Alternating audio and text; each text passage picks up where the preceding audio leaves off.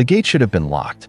Myra Thorne knew that the way she knew the sound of ice forming on the pine branches above her roof, not by sight, not by logic, but by something older, by the body's quiet understanding of when the world has shifted half a degree in the wrong direction. It was 3 in the morning in the Rogue River Valley, and something outside was bleeding sound into the dark. Before we go any further, think about this. A woman alone in the mountains, a horse with no rider, a camera that should not exist, and men with rifles standing in the fog before sunrise. Here is what I want to know from you. If you found something that could destroy the people who destroyed your life, would you be brave enough to use it? Or would you bury it to save yourself? Drop your city in the comments right now. Tell me what you would do. And if this story grabs you in the first 5 minutes, because I promise you, it will, hit that like button and subscribe. Because this is the kind of story that does not let go.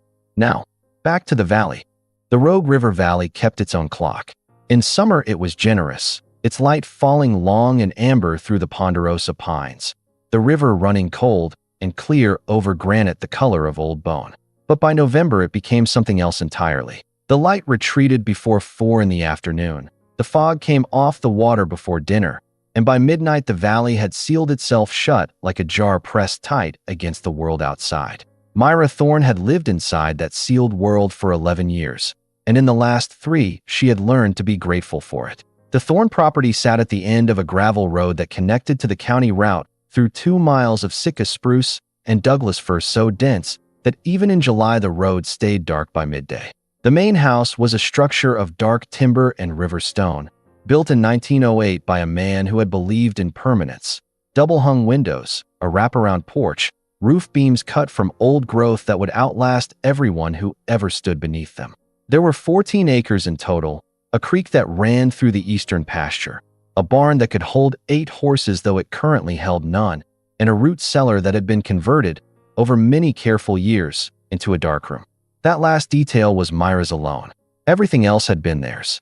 She was 54 years old, and she looked every year of it, not in a diminished way, but in the way that certain landscapes look better worn, the kind of face that had been through weather and come out on the other side with structure intact. Gray had moved through her dark hair like a slow tide, starting at the temples when she was 46 and now reaching almost everywhere. She kept it pulled back when she worked and loose when she slept, which was rarely and badly. Her hands told the clearest story. 20 years of forensic photography had left them permanently precise. The kind of hands that never reached for anything carelessly, that framed the world in invisible rectangles before touching it. She had spent 2 decades photographing crime scenes for the Oregon State Police. Bodies in shallow water, evidence scattered in the mud of logging roads, the intimate wreckage of lives ended too soon. She had learned to see without flinching. She had learned to separate the thing she was looking at from the feeling the thing produced. The feeling always came later, at home, in the dark. She had retired 3 years ago, officially citing fatigue. The actual reason was that she could no longer separate looking from feeling, and she was afraid of what that collapse meant. The property had been in her husband's family. Daniel Thorne had inherited it from an uncle who preferred cities, and he and Myra had spent the first 8 years of their marriage driving up from Portland on long weekends, fixing what broke, painting what faded, planting a kitchen garden that the deer destroyed with magnificent consistency every spring. They were happy there in the way that people are happy when the happiness is not yet tested. Daniel was a journalist, not the television kind, not the kind that chased celebrity and disaster on a news cycle. The other kind, the increasingly rare kind who spent 8 months on a single story, who drove to remote counties and sat in diners and earned trust slowly. He had broken 2 federal corruption stories in his career, won a regional press award for a series on pesticide contamination in the Willamette Valley, and had been working on something new when he disappeared. He had told Myra it was big. He had said it the way he said everything important, quietly, with his eyes doing most of the work. He had said, "There are people in this valley who believe they own it, not the land, the people." And then he had driven north into the fog with his camera bag and his notebook and his thermos of black coffee, and he had not come back. The Jackson County Sheriff's Department had investigated for 6 weeks. They had found his truck parked on a logging road above the river. They had found boot prints leading into the tree line and no boot prints leading out. They had interviewed the people he had recently spoken with and come back with nothing they were willing to say out loud.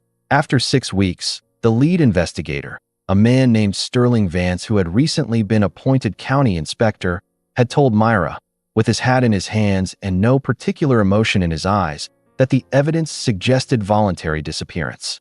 Myra had looked at him for a long time without speaking. She knew what voluntary disappearance evidence looked like. She had photographed it. She knew it did not look like a man who left without his insulin kit, without his external hard drive, without the photograph of Myra he kept on his desk that he had told her, once, was the first thing he looked for when he came home from anywhere. She had not said any of this to Sterling Vance. She had thanked him politely, closed the door, and driven home to the Rogue River property, where she had stayed ever since. 3 years of mornings in the kitchen, coffee going cold while she stared at the tree line. 3 years of walking the fence perimeter at dusk, listening. 3 years of keeping the darkroom stocked and locked, because the last rolls of film Daniel had sent her, 3 canisters dropped in the mail from a town 40 miles north, with a note that said, just in case, had never yielded anything useful when she developed them. Overexposed, underexposed, or blank. She had spent 2 weeks convinced she was doing something wrong before accepting that whatever Daniel had been trying to preserve, either the chemistry or the cosmos had decided otherwise. She still had the negatives. She kept them in a fireproof box under her bed and thought about them every night before she slept and every morning when she woke, and most of the hours in between. The property ran on a small subsidy from the Oregon Historic Preservation Fund, which covered basic maintenance costs in exchange for Myra keeping the main house open for quarterly historical society tours. The rest she managed on her retirement pension, which had been sufficient until the county reassessed property taxes 2 years ago and increased her rate by 40%. She was now 8 months behind on the mortgage she had taken out to repair the barn roof after a winter storm. The bank had been patient. The bank's patience had a number attached to it, and that number had an expiration date that was approaching. She had not told anyone about the mortgage. She had no one close enough to tell. November 14th began like every other night in the valley that month. Fog by 9, temperature dropping to 28 by midnight, the creek making its low cold sound in the darkness to the east, the pines moving in a wind she could feel but not quite hear. She went to bed at 10:30 with a book she was not reading. She was asleep by 11. At 3:12 in the morning, something struck the main gate. The sound was not subtle.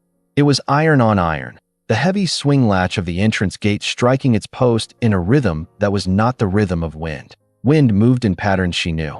This was not a pattern. This was desperation. Myra was out of bed before she was fully awake. Her body, already making decisions her mind was still catching up to. Boots by the door, flannel jacket over her sleep shirt, the tactical flashlight from the drawer of the bedside table, a habit from 20 years of crime scene work, always a light within reach. She did not own a firearm. She had considered it, after Daniel, but she knew enough about the physics of fear and firearms to know that her judgment under pressure was not what it had been. She had other kinds of tools. The porch boards were cold through the thin soles of her boots. The fog had settled thick and low, and the beam of her flashlight caught it and turned it white, a corridor of illuminated nothing extending maybe 15 feet before the world gave up. She stood still for a moment on the porch steps, listening. The gate struck again, once hard, and then she heard it, underneath the iron sound, underneath the fog, the sound of a horse in distress. Not a whinny, not the clean, bright vocalization of an animal calling to another. This was lower, a series of rapid exhalations, almost percussive, the sound of a large animal that had been running for a long time and had arrived somewhere and was not sure the arriving was safe. She walked down the gravel path to the gate. The flashlight found it before she did. A shape in the fog, tall and restless, moving back and forth in a 2-foot arc the way horses move when they want to go somewhere, but cannot determine which direction that somewhere is. Gray. A gray horse, almost white in the flashlight's beam, its coat darkened in irregular patches by what she initially thought was sweat, but quickly understood was mud. The dark red mud of the valley's deeper forest floors, the kind that only occurred in the creek hollows well above the road line. It had been running through the backcountry, long and hard, and without rest, by the look of it. She reached the gate and stopped. The horse stopped too. It turned toward the light and regarded her with one enormous dark eye, its breath coming in visible clouds that joined the fog and disappeared. It was a Lusitano. She could see that even in the dark, even in this state, the breed had a particular quality to the head, a dish to the face, a forward set of the ears that was distinctive. It was a horse that cost more than most people's cars, and it was standing alone in the middle of the night on a logging road in the Rogue River Valley, and the saddle on its back, a dark leather western saddle, high quality, the kind of thing you bought once and kept for 20 years, had something attached to it that the flashlight was just beginning to resolve. Myra stood with her hand on the gate latch and did not move. The horse shivered, not from cold, from something anterior to cold. The way animals shiver when they have been close to something that frightened them at a cellular level, in the place before language where the body simply responds. She opened the gate. She opened it slowly, pressing it back along the gravel, keeping her movements smooth and her breathing audible, because horses responded to breath the way people responded to tone, not the content, but the quality. She was calm. She pushed the calm out through her exhales and let it fill the space between her and the animal. The horse did not move for a long moment. Then it walked through the gate. It walked past her close enough that she could feel the heat coming off its flank, close enough to smell the forest on it. Wet pine, creek mud, something else underneath that she could not immediately name, but that made the hair on her forearms rise before she understood why. It walked through the gate and stopped in the middle of the gravel path and stood, trembling finely, its head dropping with exhaustion. She pulled the gate shut behind it and turned the flashlight on the saddle. It was attached to the left saddle ring by a carabiner clip, a small nylon bag, the kind used for trail photography, fitted with a hard plastic shell to protect its contents.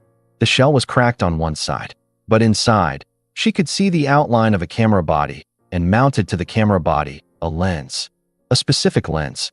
A 50mm prime with a dent on the barrel hood that she recognized the way she would have recognized Daniel's handwriting on an envelope.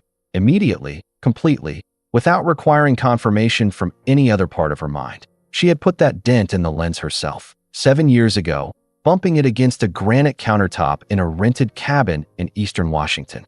She had felt terrible about it. Daniel had said it was fine, that the glass was intact, that character was different from damage. She had not thought about that moment in 3 years. She stood in the dark with her flashlight on the lens and did not breathe for what felt like a long time. The horse stood beside her and shivered and waited. She did not take the camera off the saddle. Not yet. She led the horse to the barn instead, moving on autopilot, her body understanding that the animal needed water and shelter before she needed answers.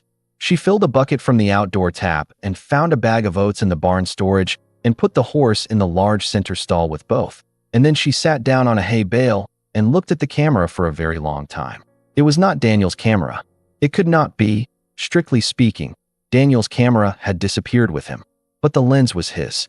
The same dent, the same position on the barrel hood, the same small scratch on the filter ring she had never noticed until this moment because she had not been looking for it before. Someone had taken Daniel's lens and mounted it to a different body. Or someone had taken Daniel's entire kit and swapped out the body. Inside the camera bag, just visible through the cracked shell, was the rewind knob of a 35mm film body.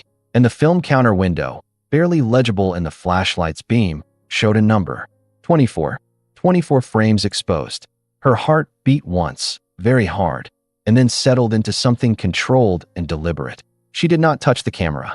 She covered the horse with a spare blanket she found on a hook by the barn door, and she walked back to the house, and she did not sleep again. She sat in the kitchen and watched the tree line through the east window and waited for whatever was coming.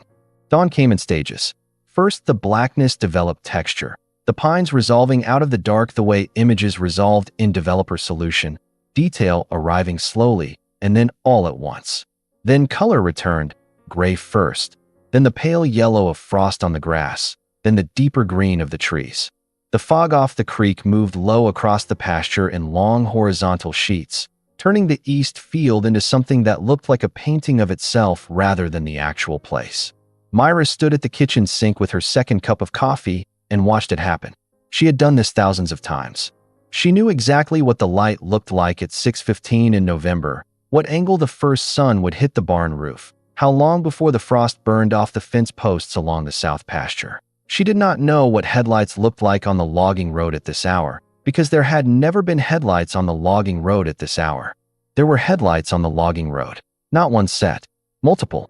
The fog diffused them into something ambient and sourceless at first, just a brightening in the wrong direction, a luminescence that had no business being northwest of the property at 6:20 in the morning. She set her coffee down without thinking about it and moved to the window over the sink, pressing close to the glass. 3 sets of headlights on the logging road. Now 4. Moving slowly, in convoy formation, the way vehicles moved when they were being deliberate rather than traveling. Black trucks. She could not see the color clearly yet, but the shape was unmistakable even in the fog. The high roofline, the wide stance of heavy-duty pickups, the kind of vehicles that the Rogue River hunting crowd drove during season and parked outside the Cascade Bar on weekends. Except season had ended 2 weeks ago. She counted the vehicles as they turned onto her property access road. 6 black trucks moving in single file down the 2-mile gravel road that led to her gate. She did not move from the window. The truck slowed as they reached the main gate, and in the growing light she could see that the gate was, of course, closed. She had closed it after bringing the horse in. She watched as a door opened on the lead truck and a figure stepped out. He stood in front of the gate for a moment, his breath visible in the cold air. He looked at the gate. He looked at the house. Then he reached up and pressed the intercom button that Myra had installed 2 years ago, mostly to avoid walking to the gate in the rain when the Historical Society representatives came for their quarterly visits. The intercom crackled. She crossed to it without hurrying. The voice on the other end was familiar. Not warmly familiar. The kind of familiar that sits in the back of the throat like a swallowed thing. Sterling Vance said, "Good morning, Mrs. Thorne. We need to talk." She pressed the button. She said, "Inspector." She could hear him breathing on the other end. A man of patience. That was how she had always read him. The kind of patience that was actually a form of contempt, a certainty that he had time to spare because the outcome was already settled. He said, "Come out to the porch, please." Alone. She put on her coat and her boots. She walked to the porch. She stood at the top of the steps with her hands in her pockets and watched Sterling Vance walk from the gate to the foot of her porch stairs. He looked exactly as he had 3 years ago, which was itself a kind of offense. The same pressed shirt under an open canvas jacket, the same weathered hat, the same jaw that sat slightly forward as if accustomed to heading into wind. He was 61 years old, and he looked built for this landscape in a way that felt like a warning. Behind him, the 6 trucks had parked in a line along the fence. The doors were opening. Men were getting out.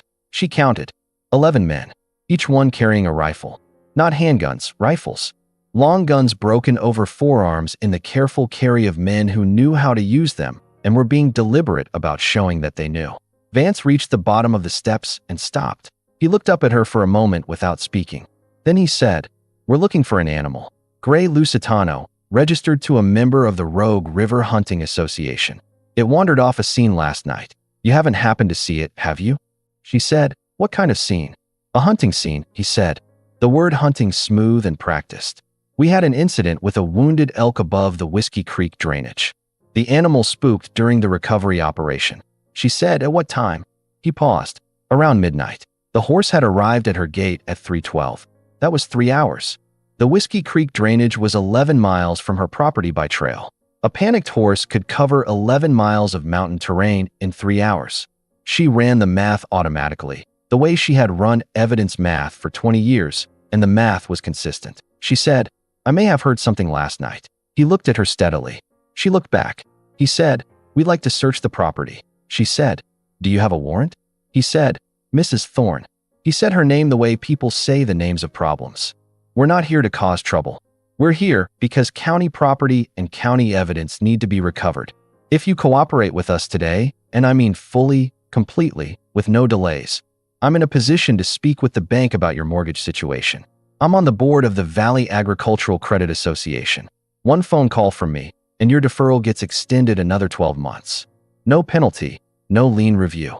She stood on her porch in the cold and looked down at him. He said, "All I need you to do is sign a voluntary consent form and let us collect what came onto your property without your permission. The horse and anything attached to it. Simple." She could see his men positioning themselves. Not randomly. They were spacing themselves along the fence line in a pattern that had been agreed upon before they arrived. They were covering the exits. "Simple," she said. He reached into his jacket and produced a folded document. He held it out to her. She looked at it. Then she looked at the tree line past his shoulder, the same tree line Daniel had driven toward 3 years ago. She said, "Can I have a few minutes to read it?" He said, "Of course. We're patient people. She took the document from his hand and went back inside. She spread the document on the kitchen table without reading it. She already knew what it said.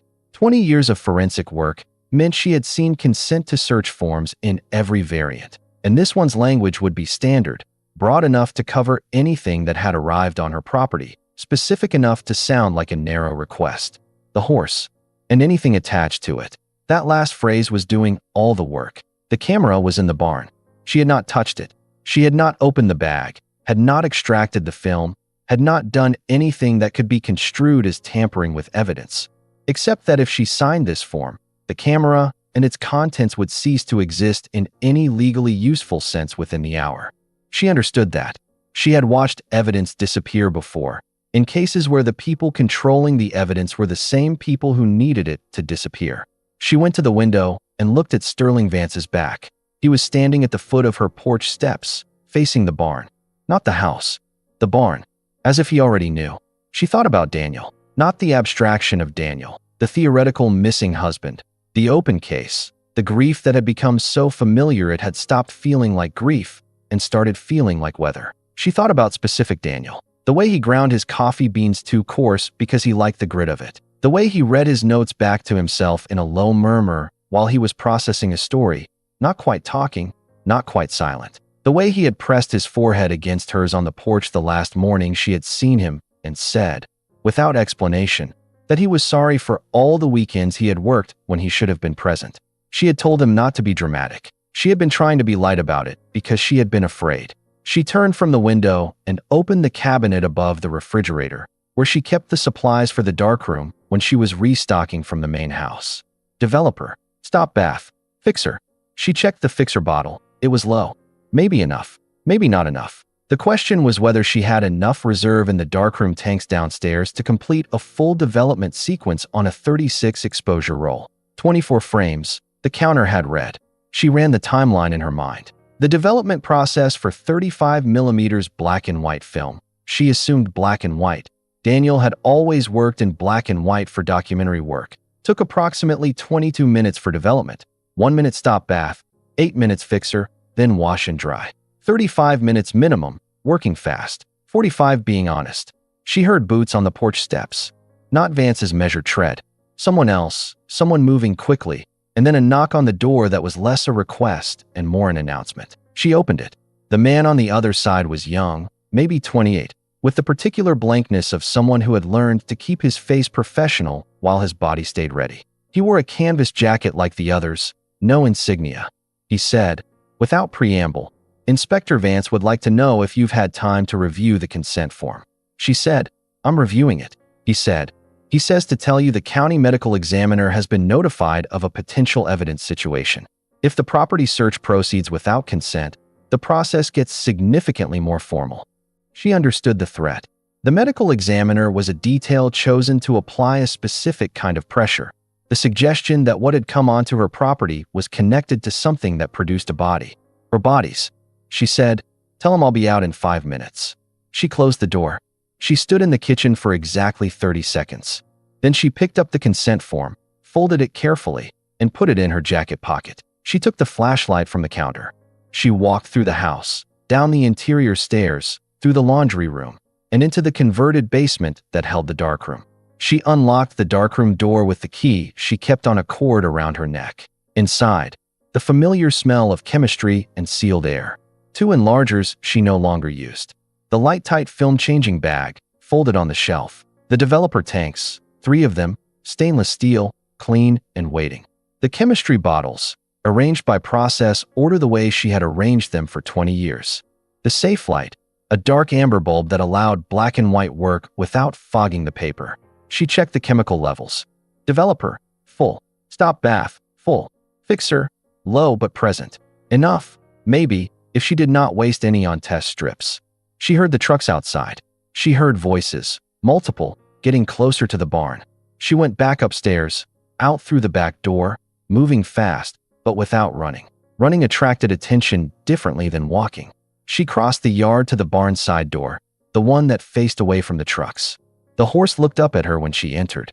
It had eaten the oats and drunk most of the water and was standing with its head lowered, still tired, but calmer. She spoke to it in the low, continuous voice she had once used to keep herself grounded at crime scenes. Not meaningful speech, just sound, the human equivalent of a heartbeat made audible. She unbuckled the camera bag from the saddle ring and lifted it free. The cracked shell opened easily. Inside, a Nikon FM2 body, black, with Daniel's lens mounted. She recognized the body now. It was not Daniel's original body, which had been a Leica. Someone had transferred the lens. The FM2 was loaded with film. She turned it carefully in her hands, checking the frame counter in the amber light coming through the barn's high window. 24. She pulled the dark slide, an old habit, checking that the lens was properly seated, and her hand stopped. There was something wrong with the lens mount. Not mechanically wrong. There was a series of very fine scratches on the mount ring, the kind produced by repeated forced removal with an improper tool. Someone had taken this lens off and on many times with the wrong kind of spanner, someone who did not know lenses or did not care. They had been using Daniel's lens, for 3 years, possibly, in rotation with whatever bodies they had available. The specific nature of that violation, the casual use of his tools, his precise and beloved tools, by the people who had made him disappear, produced in Myra a sensation she had no clean name for. It was past anger. It was past grief. It was the particular cold clarity that arrives when the situation finally becomes completely, irreversibly understood. She pressed the rewind button on the FM2's base and began to rewind the film. Outside, she heard Sterling Vance's voice, close now, speaking to someone at the barn door. He said, "Check inside." She was already moving. She released the film canister into her palm. The rewind had taken 12 seconds, faster than it should have been, the spool loose from whatever had happened to it during the horse's run, and she slipped it into her jacket pocket and set the empty camera back into the cracked bag and buckled the bag back to the saddle ring. The barn side door was 7 feet away. She reached it 2 seconds before she heard the main barn door begin to roll open on its track. She did not run across the yard. She walked, her back to the barn, the film canister pressing against her palm inside her pocket. She went through the back door of the house, through the laundry room, and down the stairs to the darkroom. She locked the door from the inside. In the dark, she stood with her back against the door and her hand around the canister and waited for her heart rate to stabilize. Then she flicked on the safe light. The darkroom glowed amber. Everything was familiar. Everything was in its place. The developing tanks, the chemistry bottles, the changing bag folded on the shelf. She needed to load the film into the developing tank in complete darkness. She put the canister and a reel and the tank body into the changing bag, slid her hands in through the light-tight sleeve, and sealed it. In the dark inside the bag, she worked by touch alone, prying the canister open with the bottle opener she always kept in the changing bag, threading the film onto the reel by feel. She had done this hundreds of times. The film threaded correctly on the second try. She dropped the loaded reel into the tank, seated the lid, sealed it. She pulled her hands out of the bag. She poured the developer through the tank's light trap opening, started the timer on her watch, and began the inversion sequence, turning the tank end over end in a slow, regular rhythm to ensure even development. Her hands were steady. She watched the second hand on her watch and turned the tank and listened to what was happening upstairs. Boots on the floor above. More than one set. Vance's men were inside the house. She kept inverting the tank. After 4 minutes, footsteps reached the laundry room above her. She heard the interior basement door rattle. It was solid oak, original to the house, hung on 3 heavy hinges, and the lock was a deadbolt she had installed herself with a 4-inch strike plate because she had always needed the darkroom to be genuinely light-tight and not just approximately light-tight. Someone knocked. She kept inverting the tank. A different voice from Vance's, younger, rougher at the edges, said, "Mrs. Thorne, we need you to open this door." She said, "I'm in the middle of a chemical process. Interrupting it will ruin a month of archival work." Silence. Then, "Inspector says to open it," she said. "If you open this door before I tell you it's safe, you'll expose photographic paper I've been processing for 4 weeks. That's destruction of historical property. The County Historic Preservation Covenant specifically." She let the sentence dangle. Silence from above. She kept her eyes on the watch. The developer was at 18 minutes. The film was, likely, a standard 400 ISO black and white stock, which meant the development time at 68 degrees would be 11 minutes at most. She had been running it for 9. She poured the developer out through the light trap opening, poured the stop bath in, agitated for 60 seconds, poured it out, reached for the fixer. The fixer bottle was lighter than she had hoped. She poured everything that was in it into the tank. She started counting. At minimum, the film needed 8 minutes and fixer to be stable and light. She tilted the bottle against the light. Enough for 8 minutes if she was lucky. She would find out if she was lucky. Upstairs, she heard Vance's own voice now, closer. He had come inside. She heard him say something she could not make out, and then the other voice said, clearly, "She says she's processing historical photographs, and it's a preservation issue." A pause. Then Vance said, also clearly, "Tell her she has 5 minutes." She kept counting.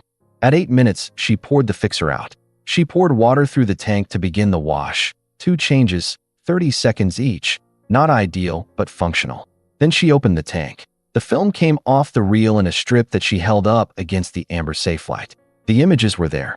She could not read them well in the amber light. They were negatives, reversed in tone, and the safe light was designed for paper, not film.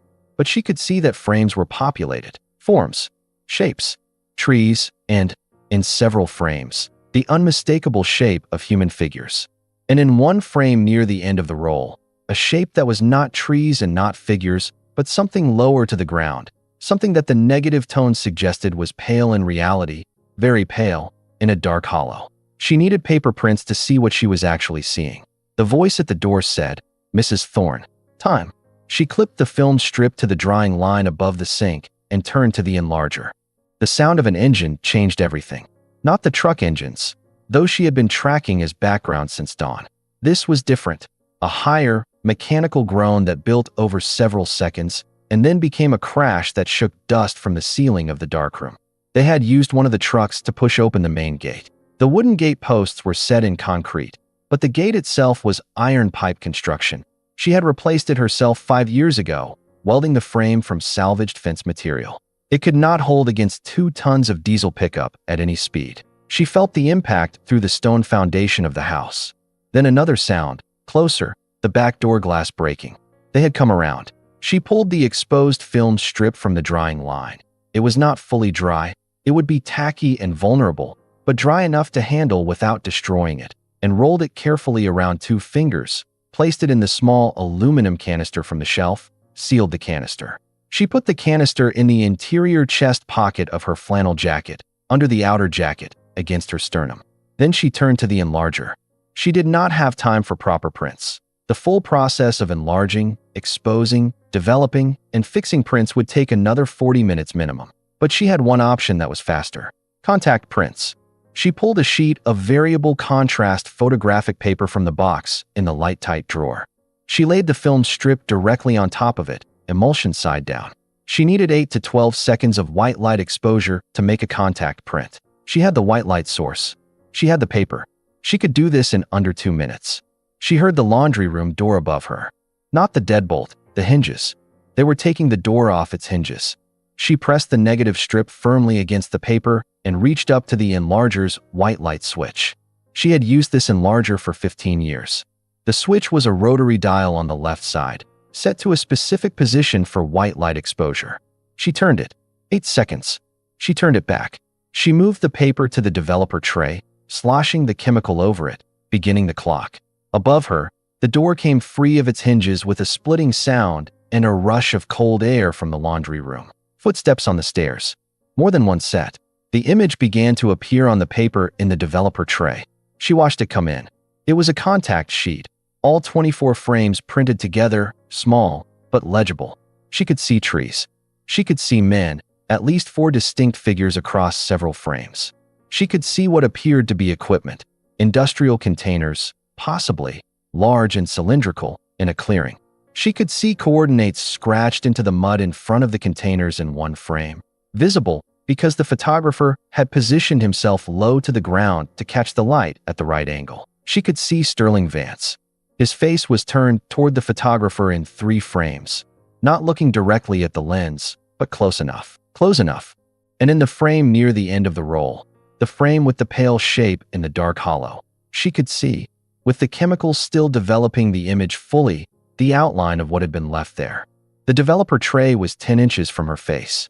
She did not look away. She knew what she was looking at. She had spent 20 years looking at exactly this kind of photograph. She let herself know it fully, for one complete breath, and then she moved it to the stop bath, and then the fixer, and then she picked it up. The door at the top of the stairs burst open. 3 men came down the stairs with flashlights and rifles in the carry position, and they found Myra Thorne standing in a fully lit darkroom. She had turned on the overhead fluorescent when the contact print was fixed, because there was no longer anything to protect from light, holding a damp sheet of photographic paper in both hands. The first man said, "Set that down." She said, "No." He said it again. She said, "The number on my phone screen right now is the FBI field office in Medford. I started dialing before you broke my door down. If I don't add the last digit in the next 30 seconds, it connects automatically." She held up the phone in her left hand. The screen showed a number half entered. This was not entirely true. The phone was real. The number was partly right. The auto-connect feature was something she had set up in the previous 20 minutes while the fixer was working, using a callback app she had downloaded years ago for exactly this kind of situation, a dead man's switch. Essentially, that would complete a stored dial if she did not actively cancel it. The first man looked at the other 2 men. She said, 30 seconds from when I showed you the phone." She could hear Sterling Vance at the top of the stairs. She could hear him speaking in a careful, measured tone, keeping his voice moderated, the way men keep their voices when they are trying to control a situation that is starting to become uncontrollable. He said, from the top of the stairs, "Mrs. Thorne, let's not do something we can't walk back from." She said, "I passed that point about 3 years ago, Inspector." 18 seconds on the app. He came down the stairs.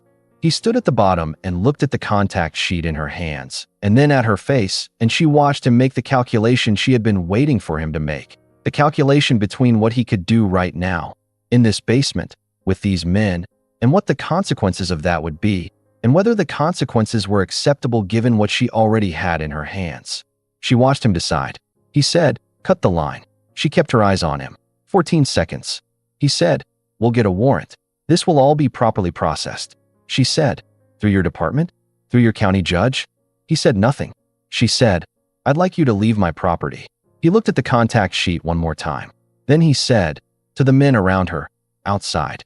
Now, they did not leave. That was the first thing she confirmed when she climbed to the first floor and looked through the windows.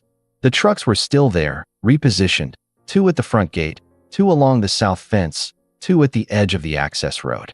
A slow encirclement, methodical, the kind of pressure that didn't require action to be effective, just presence.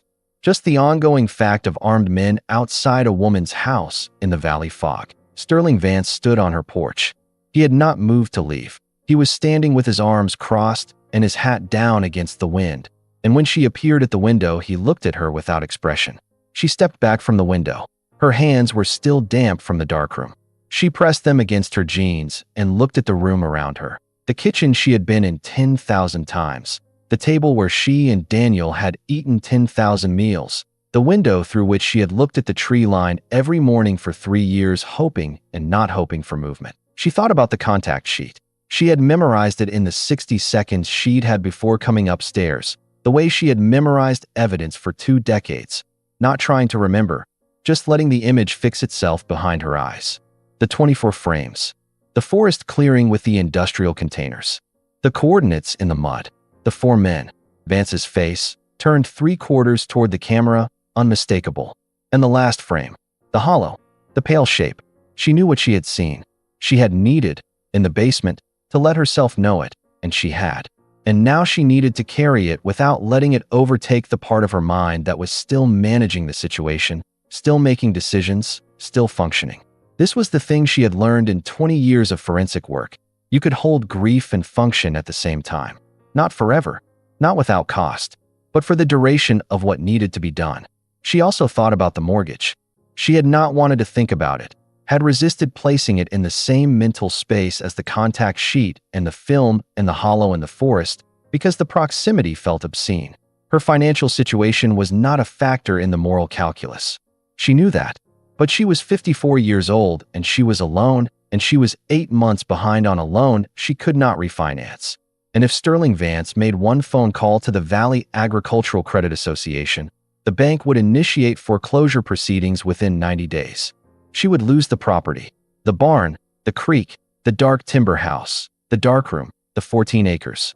everything that was left of what had been theirs. The horse was in the barn. The horse was alive and frightened and temporary. If Vance's men found it and took it, they would take it somewhere she would never find it, and whatever additional evidence it might represent would disappear. But the horse was not the evidence. The film was the evidence. The contact print was the evidence. She had both. She sat down at the kitchen table and put both hands flat on the surface and looked at the grain of the wood. Daniel would have told her to go to the FBI immediately. He had covered federal law enforcement for 11 years. He understood jurisdictional boundaries better than most lawyers. He would have said that the only safe play was to remove herself from Jackson County jurisdiction as fast as possible, because Sterling Vance controlled the county machinery and could use it in ways that would be difficult to undo. False obstruction charges, evidence suppression, a public narrative that would take months to counter even if ultimately disproven. He would have been right, but he would also have recognized something she was recognizing now. She did not have a clean exit. 2 trucks at the front gate, 1 on the access road. The back of the property bordered the federal wilderness boundary, and beyond that boundary were 11 miles of roadless mountain terrain before the next paved surface. She could walk it. She had walked it before, in summer, with equipment. In November, in the dark, in fog, it was a different proposition. Unless she was not walking. She thought about the horse. The gray Lusitano was in the barn. It was exhausted, but it had eaten and drunk and had 4 hours of rest. It was a large, well-trained animal of a breed historically used for difficult mountain work in Portugal's Serra da Estrela. It had come 11 miles through backcountry terrain in the dark in a state of distress. Rested and directed by a rider who knew the terrain, it could cover the 6 miles to the county boundary and the state route beyond in under an hour. From the state route, she could flag a vehicle or reach her phone with enough signal to make a call. She went back to the window. Vance had not moved. The men at the fence were moving slowly along the perimeter, not aggressively, just present. She watched the south fence line for 30 seconds, timing the gaps between the 2 men walking there. 45 seconds between passes. The south fence terminated at the back pasture, which was hedged by a dense line of Douglas fir. If she could get to the back pasture without being seen from the south, the tree line would cover her to the barn. She went to the laundry room and looked at the back door. The glass was broken. Cold air came through the frame. She could see the yard. No one on the east side of the house. She had 8 seconds, maybe, between the moment she stepped out and the moment someone on the south fence could angle around the house corner and see her. She took the contact sheet from the counter where she'd set it and folded it carefully inside a waterproof map envelope from the utility drawer. She put the envelope flat against her ribs under both jackets, next to the film canister. She put on her wool hat and her riding gloves. She looked at the phone in her hand. The signal indicator showed 1 bar. Intermittent, not enough to make a reliable call or send a file. But her vehicle was in the barn, and her vehicle had a satellite communicator attached to the dash, a precaution she had taken after Daniel disappeared, because she had decided she would not be unreachable the way he had been unreachable. If she could get to the truck, she could send a message. If she could get to the horse, she could get there faster than any of the vehicles blocking her property's exits could follow on the backcountry terrain. She thought about Daniel on the porch that last morning, the apology he had offered for all the weekends he had worked. She thought about what she had said in response. "Don't be dramatic," said in the voice she used when she was frightened and trying not to show it. She thought, "I should have said I know. I should have said it's all right. I should have said 100 things, and now the only thing left is this." She opened the back door. She crossed the yard in 7 seconds, low and fast along the fence line, using the tool shed as a break between herself and the south fence. She reached the barn's rear wall without being called to and pressed her back against the cold timber for a 3 count. Then she slipped through the side door. The horse was standing. It turned to look at her, and she spoke to it in the low voice again, moving immediately to the tack wall for a bridle. The saddle was still on. Vance's men had checked the barn but had not unsaddled the animal, either because they had not thought to or because they had been called away before finishing. She would use the saddle. No time for anything else. She checked the barn doors. The main door was closed but not locked. She could hear, outside, a vehicle engine running. One of the trucks had moved closer. She had a 3-minute window, possibly less. She thought about the flashes. The darkroom's emergency circuit. She had installed it 12 years ago for exactly the reason it was named. A power failure during a critical development process could ruin irreplaceable archival material. So she had wired a backup circuit to the barn's original electrical panel, which ran off a separate breaker than the house. Attached to that circuit were the old studio strobes, two Sunpack industrial flash units she had bought used in the 90s for forensic scene work, each capable of putting out 800 watt-seconds of light. The strobes were in the darkroom, connected to the barn panel through a cable she ran under the house when she converted the basement. She thought, if the men come through the basement door?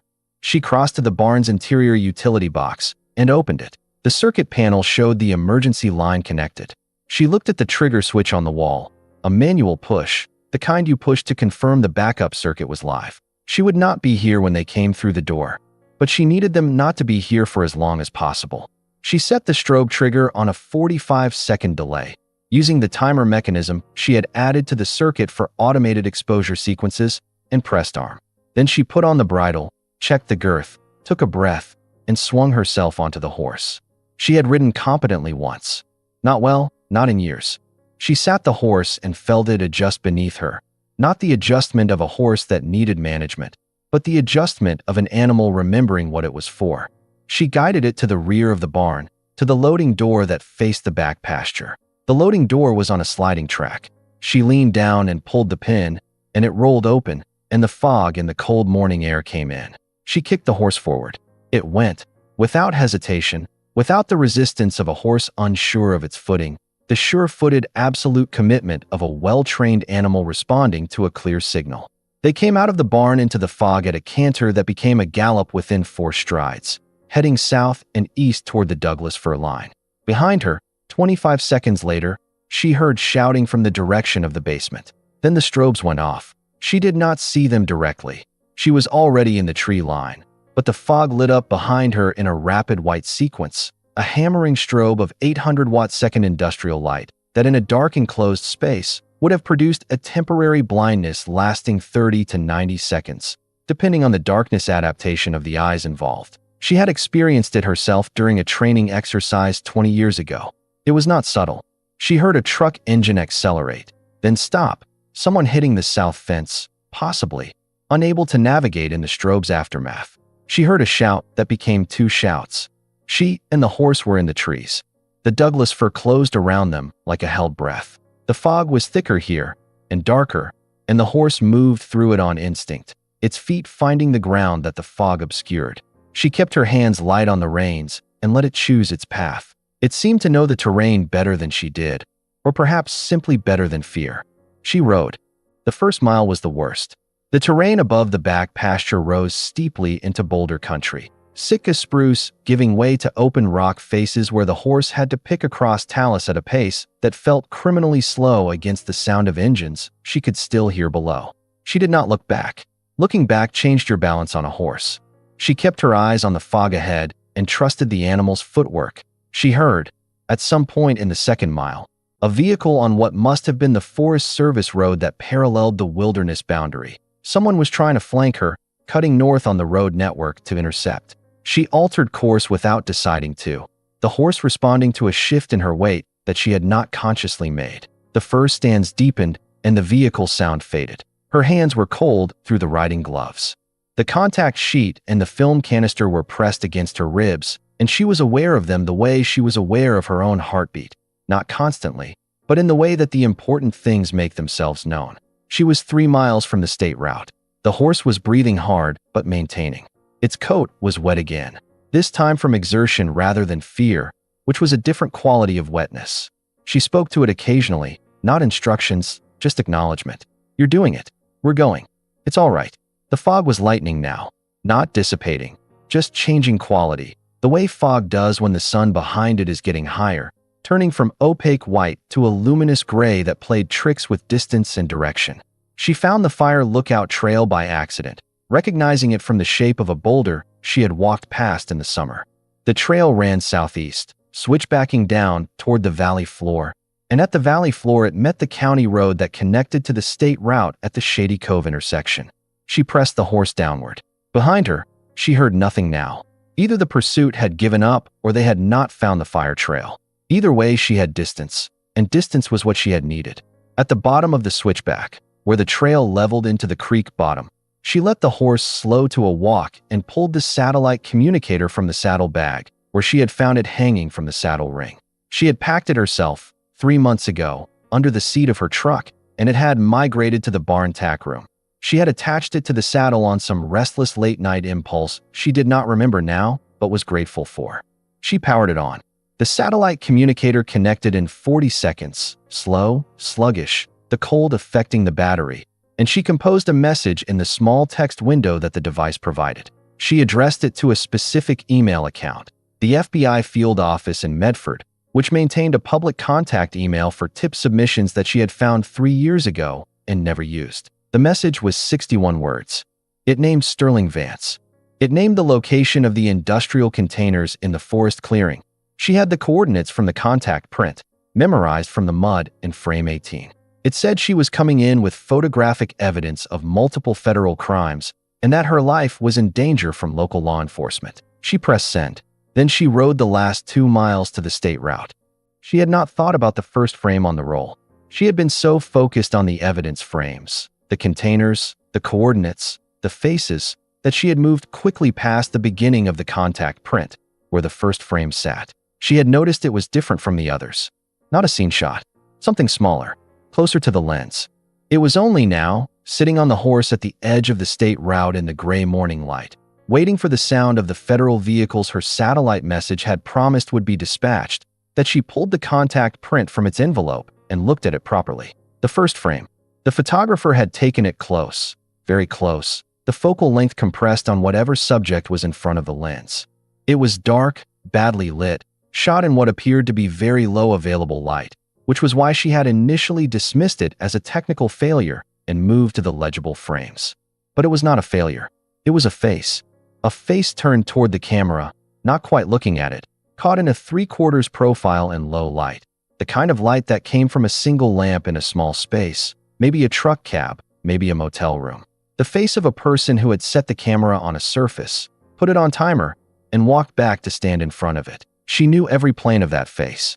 She knew it the way she knew the grain of the kitchen table, the way she knew the sound of coffee grinding 2 course, the way she knew, without having to be told, that the wool hat she was wearing right now was the same wool hat he had bought her the winter they replaced the barn roof, because she kept it in the same drawer she had always kept it in, and she had not bought another. Underneath the face, she was holding the contact sheet at arm's length now in the gray light, squinting, bringing 20 years of reading small prints to bear. There was something written. Not in the photograph. On the photograph.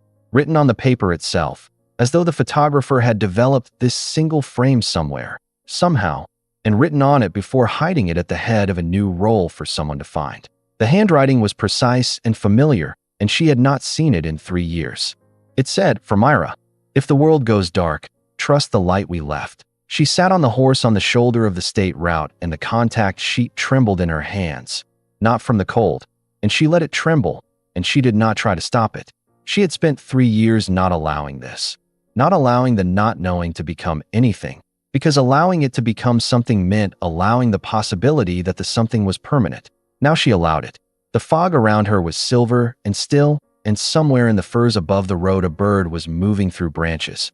She could hear the small percussion of its passage without seeing it. The horse stood beneath her, breathing steady, its warmth rising in the cold air, patient in the way that animals are patient when the human they are carrying has stopped directing them and simply needs to be carried. 3 years of doubt dissolved in 40 seconds. She had not been wrong to stay. She had not been wrong to refuse the voluntary disappearance finding. She had not been wrong to keep the darkroom stocked, to keep the chemicals fresh, to keep the key around her neck. She had not been wrong to open the gate at 3 in the morning for an animal that should not have been there. She folded the contact sheet back into the envelope with the care of a person handling something that will outlast them. She put it back against her ribs. Then she heard the sound of vehicles on the state route, coming from the south. Not black trucks, blue and white, flashing silently in the fog. A federal pattern she recognized before she could see the vehicle markings. She raised one hand. The FBI vehicle stopped 20 feet from her. 2 agents, both in tactical gear, both with their hands visible and their posture calibrated to exactly the tension the situation required. Not aggressive, not casual. Professional in the precise way she had always associated with federal work. the federal work that county law enforcement in rural Oregon tended to view with a specific combination of resentment and fear.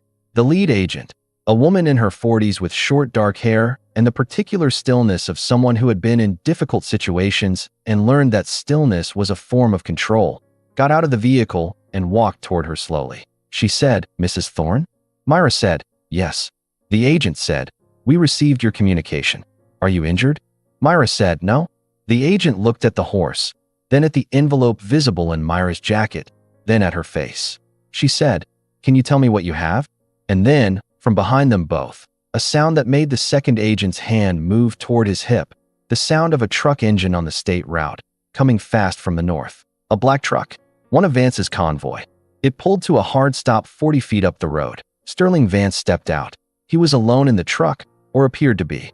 He stood behind the open door for a moment, looking at the federal vehicles, at Myra on the horse, at the agent standing between them. He wore no hat now. He must have lost it somewhere on the morning's operations, and without it he looked reduced somehow, the way structures look reduced when the ornamental parts are removed and what remains is the frame. He looked at Myra. She looked at him. He said, across the distance, "Whatever you think you have, Mrs. Thorne."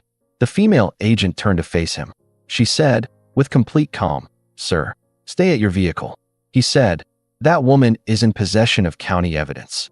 The agent said, "Sir, stay at your vehicle and identify yourself." Something moved across his face. She had been watching his face for 3 years, first in the days after Daniel disappeared, then in the long following silence, then this morning across her porch steps. She knew what his face looked like when he was in control. She knew, now, what it looked like when control was leaving. He got back in the truck. He sat there for a long moment. Then the truck pulled a U-turn and drove north. The female agent watched it go.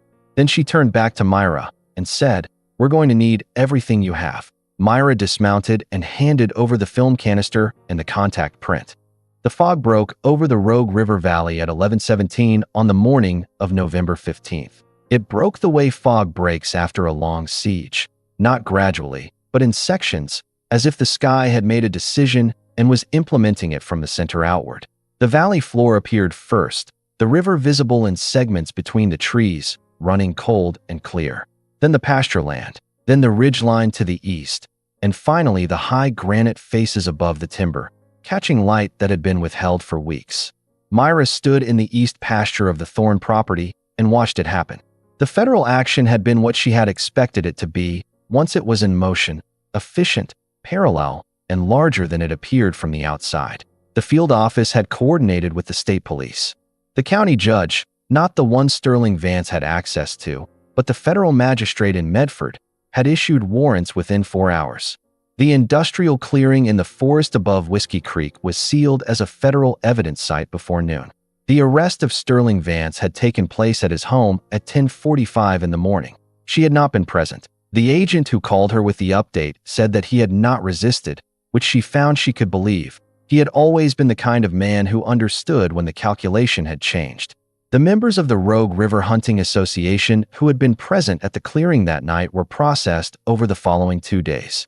Their names were read to her by the federal investigator assigned to her case, and she recognized 3 of them from county board meetings she had attended when fighting the property tax reassessment. They had sat across from her and discussed municipal finance with the practiced ease of men who are certain of their footing. The containment site in the Whiskey Creek drainage held 17 years of illegal chemical waste disposal, chlorinated solvents, heavy metal slurry, the runoff chemistry of a processing operation that had moved through 3 different front companies. The ground contamination extended to the water table. The environmental damage would take, the federal investigator told her, a minimum of 12 years to remediate. She thought about the river, about what had been going into it, about the ranchers downstream who had been chalking up cattle health problems to bad luck for the better part of 2 decades. She thought about the people who had known and the people who had not. The hollow in the forest above the clearing, the pale shape in frame 23 of the contact print, was found by a search team on the morning of November 16th. The location matched the coordinates visible in frame 18. What they recovered there was treated with the care that such things require, the same care she had once applied in her professional life to the evidence of violent endings, and she was grateful that the care existed even when she could not participate in it. They told her what she already knew. She stood in the pasture and let the information settle into the place in her chest where the not knowing had lived for 3 years. It was not relief, exactly. Relief implied that something good had replaced something bad. This was not that. This was the closing of a wound that had been open long enough that part of her had forgotten the wound's edges. She felt the closing more than the closure. The horse was in the pasture with her. The federal agricultural officer who had cataloged the animal, properly registering it as evidence, taking photographs, documenting the serial numbers of the saddle hardware, had told her, the second morning, that the registered owner was a man now in federal custody, and that once the case cleared its preliminary processing, the disposition of the horse would be determined by the court. He had said this with the particular careful neutrality of someone who is also saying something else. She had looked at him. He had said, horses are often transferred to caretaker status during extended proceedings to avoid the cost of boarding. She had said, I have a barn. He had said, I'll note that in the file.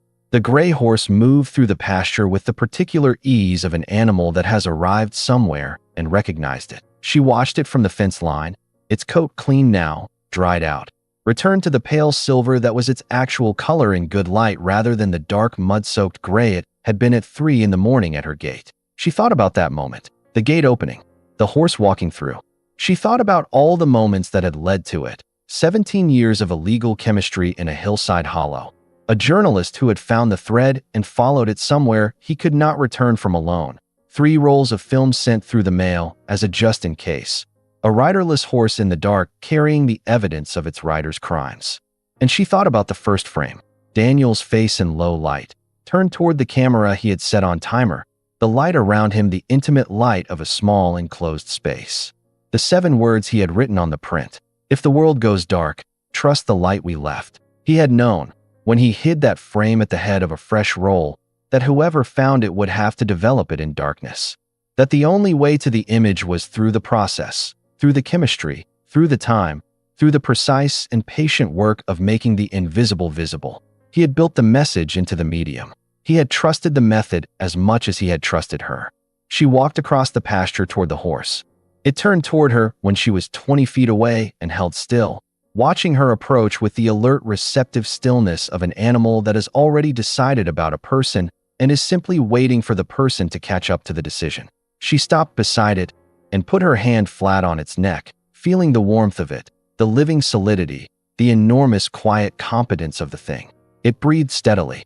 She stood there for a long time in the broken fog, in the sun that was finally reaching the valley floor, in the silence that was not empty but full of river sound and wind in the high pines and the distant sound of traffic on the state route, the regular commerce of a world that continued without caring whether any particular thing within it was resolved. But this thing was resolved, not cleanly. It would not be clean for a long time, possibly not ever in the way people meant when they used the word clean. There would be testimony. There would be the witness of her own photographs, her own evidence, her own 20 years of professional precision turned toward the case that was most personal to her. There would be the days when the weight of what she knew pressed harder than usual, and there would be the days when it pressed less. But she was no longer waiting. She had spent 3 years in the attitude of waiting. The body prepared for information that did not come, the mind running the same calculations on insufficient data, the spirit held in the amber of unresolved grief. She had maintained herself well in that amber. She had worked. She had kept the property. She had kept the darkroom stocked and the key around her neck. And it had been enough. The preservation of her readiness had been enough. The fog was gone. The Rogue River Valley was wide and green and cold and lit by November sun that came at a low angle from the southeast and made long shadows of everything. The fence posts, the barn, the pines on the ridge, the horse beside her, herself. All of them casting long, clean shadows on the grass. She patted the horse once on the neck and began walking back toward the house.